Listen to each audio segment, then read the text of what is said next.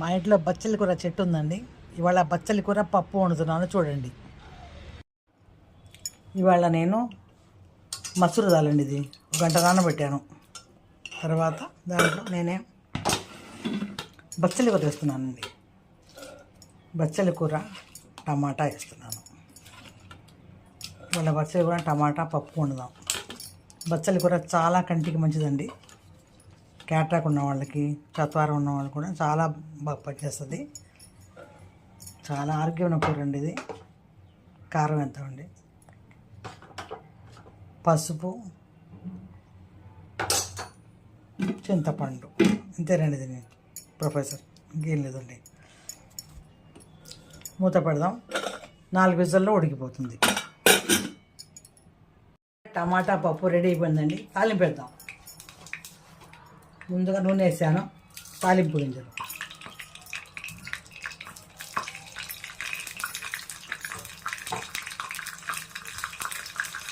తర్వాత కరివేపాకు వేద్దాం.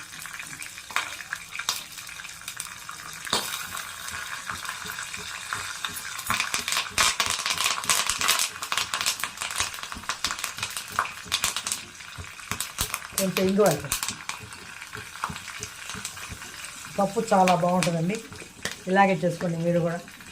లైక్ చేయండి, షేర్ చేయండి, సబ్స్క్రైబ్ చేయండి. ప్లీజ్ నాకు సపోర్ట్ చేయండి.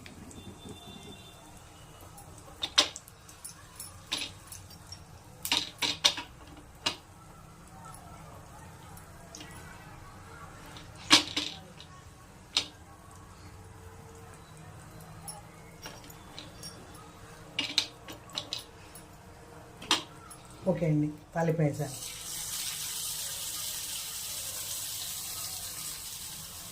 పప్పు రెడీ. బచ్చలి కూర పప్పు రెడీ.